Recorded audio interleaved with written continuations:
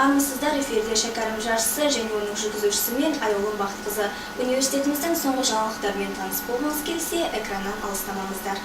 Қазақстан студенттерінің альянсы ұйымы «Сәлем сөздің анасы» атты акция өткізді. Акция барысында университет студенттері мен оқытушылары, қызметкерлері бір-біріне жылы ілтипат білдіріп, тілек жазды.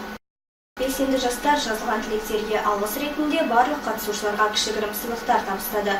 Акцияның басты мақсаты адамдар арасында мейірімділік сезімін ояту, амандасу әдептіліктің, адамгершіліктің белгісі дейді ұйымдастырушылар.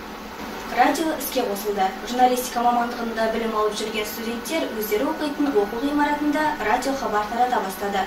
Жайна Қажынабекқызы жалғастырады. Университет директорының бастамасымен қолға алынған шараның басты мақсаты болашақ журналистердің шығармашылық тәжірибесін шыңдау. Қазіргі кезеңде журналистика мамандығының студенттері үлкен құлшыныспен ақпараттық танымдық сазды бағдарламалар дайындауға бел шеше кірісті. Радио аптасына 3 күн хабар таратады. Алдағы уақытта оқу орны өзінің арнайы радиосын құрып, университеттің басқа оқу ғимараттары мен жатақханаларына хабар таратуды жоспарлап отыр дейді талапты студенттерге жетекші болып жүрген журналистика мамандығының аға оқытушысы Дәулет Рамазанұлы.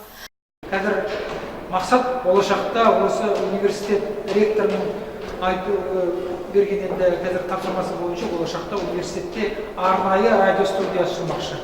Енді ол үшін қазір кезде біз бастадық жұмысты, алдағы уақытта атқарылатын жұмыстар деп ойлаймыз. Жайна Қажынабекқызы, Нұрсұлу Омарова, арнайы апта жаңалықтар үшін.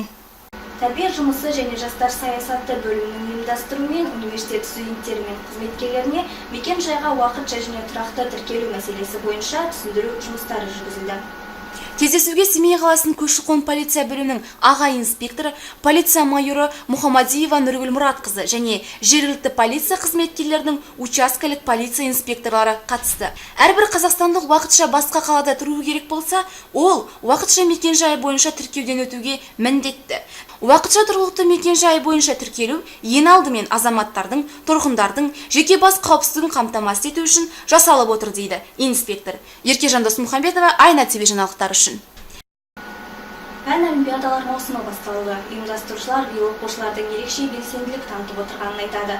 Журналистика мамандығында жыл сайын өтетін журналист болғың келсе сайысы биыл тағы өз мықтысын анықтады. Журналист болғың келсе байқауы жыл сайын өтеді. Болашағы осы мамандықпен байланыстырғысы келген 11 сынып оқушылары Семей қаласына ғана емес, Шығыс Қазақстан аумағындағы аудан, ауылдардан аттерлетіп келген. Биыл әсіресе Үржар ауданы мен қала мектептерінің жас түлектері белсендік танытып отыр дейді кафедра меңгерушісі. Аягөз ауданы, Абай ауданы, Үржар ауданынан көптеген арман қуып келген болашақ журналистер өздерінің шеберліктерін, білімдерін көрсетіп жатыр. Бүгінгі мектеп оқушысы ертеңгі университет талапкеріне шығарма жазу мен шығармашылық, кәсіби шеберлікті көрсету сынды екі кезеңнен тұратын сайысқа барлығы 32 оқушы қатысты. Жеңіске жету үшін барын салған олар өлең мен көркем сөз оқып түрлі рөлдер сомдады. Бірі ақындығымен көзге түссе, екіншісі дайындаған бейне материалымен қазылар алқасын таңғалдыруға тырысты. Бас жүлдеге Семей қаласы нөмір 13-ші жалпы білім беретін орта мектептің оқушысы Қамзанова Балжан лайық деп танылды. Бас жүлдемен марапатталады Қамзанова Балжан.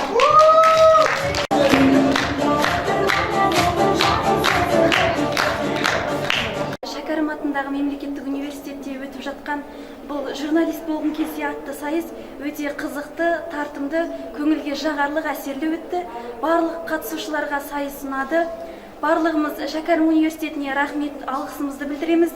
Барлығы әділ өтті және сонымен қатар қазылар алқасына алғысымды білдіргім келеді.